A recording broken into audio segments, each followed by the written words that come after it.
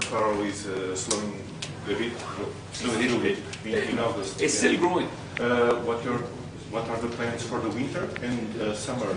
More planes, more routes? Well, winter we've already published the schedule, so there'll be small growth in Faro this winter, there'll be no growth in Porto this winter. We're talking to both Faro and Porto about more aircraft for next summer.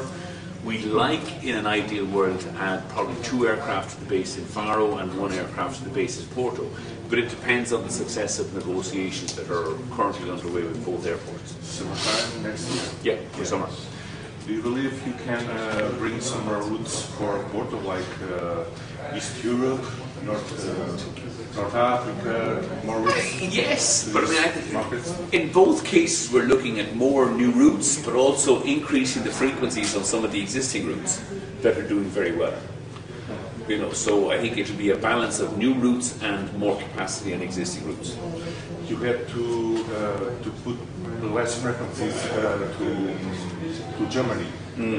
What's up with that? The German government introduced a travel tax this time last year of €8 per ticket, which is a crazy kind of decision. And so what we've done is we simply moved some of the aircraft that were in Germany out of Germany.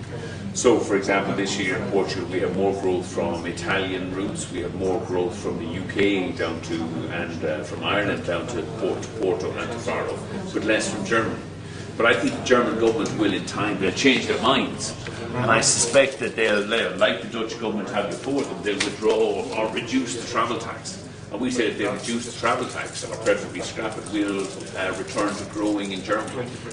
Well, the markets of Madeira and Açores, do you believe you can? I think so, but some of those airports are very difficult for us to fly to. Clearly, I don't think they would work particularly well from Faro. We think, you know, we've looked at them from Porto, but those are really Lisbon markets. So I think if we had a base in Lisbon, yes, then we would look at Madeira and the Azores. But it's not, most of what we would be trying to do, if we had a base in Lisbon, would be to bring, you know, create huge new volumes of passengers coming in at fares of €19, €29 coming in from Ireland, UK, France, Germany, Spain, which would also be a big market. Rather than just, rather than just looking at the islands programs. Do you believe 2012 could be the first year of Ryanair in Lisbon? Honestly, I don't know, and I don't mean this the wrong way. I don't know and I don't care. Because we take delivery of 40 aircraft next year.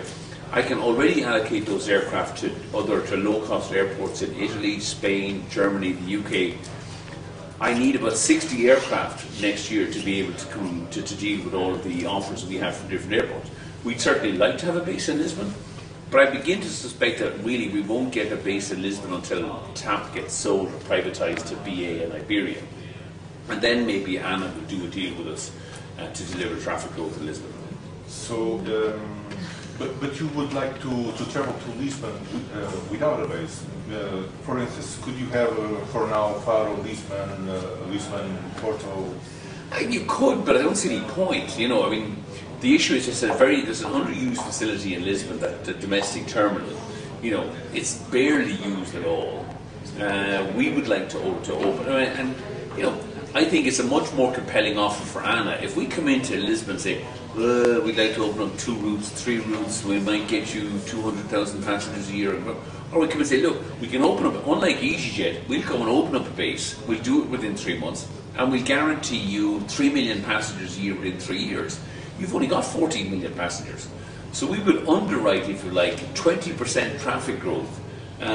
Lisbon will become the fastest growing capital city airport in Europe for the next 3 years. And if you can't persuade them that that's a sensible thing to do, well then there's not much point in wittering or worrying about 2 routes in Lisbon. Globally, you will grow to 85 million passengers next year. In the next, the next 3 years. 3 years, okay. 75 million this year, probably about 88 million next year. Sorry, 75 million, then probably about 78 million next year. Nowadays, how many Portuguese people are working in Ryanair? As of the end of June, we have 981 Portuguese employees in Ryanair. So you are like a Portuguese also company? I think we're one of the largest employers in Portugal. We have now nearly 1,000 Portuguese people. Mainly, I mean, a lot of people obviously at the bases in Faro and in Porto, but we have a lot of Portuguese people in Dublin, in London, and some of the other European bases. What can you say about Portuguese people as workers? Do you talk a lot with them?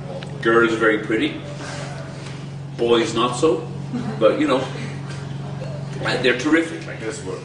They're very good workers, very good at languages. They have a very, I mean, they're very like the Irish, I think, in the kind of they're good at service.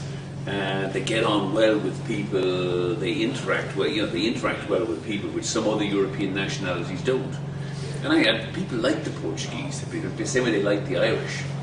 You know, we don't threaten anybody. We're not a big, powerful country, so we get on well with people. By any chance, could you buy Aer Lingus or even TAP? No. We've no interest in buying TAP because it can be sold, I think, to BA Iberia. And as we've said this week, we have no plans to buy Aer Lingus either. We just want to continue growing by buying more aircraft and offering lower and lower fares.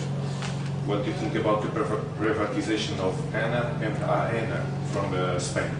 I think it's going to happen, and ultimately it would be good, but the problem with those privatizations is much more dangerous than a government-owned monopoly is a private monopoly. So what we would call for is to break up the airports and sell each airport as a separate business rather than selling AENA as a big monopoly.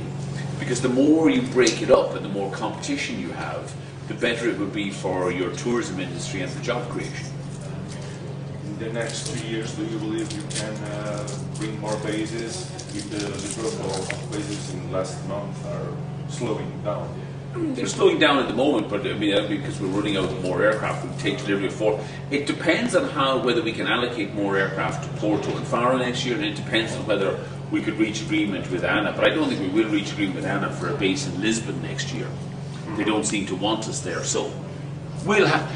And ultimately, we don't care. Like, we'll wait until they change their minds, because we have plenty of other airports around Europe who do want us to go there. Okay, Michael, thanks. Okay, thanks. Thank you. Obrigado. Thank you.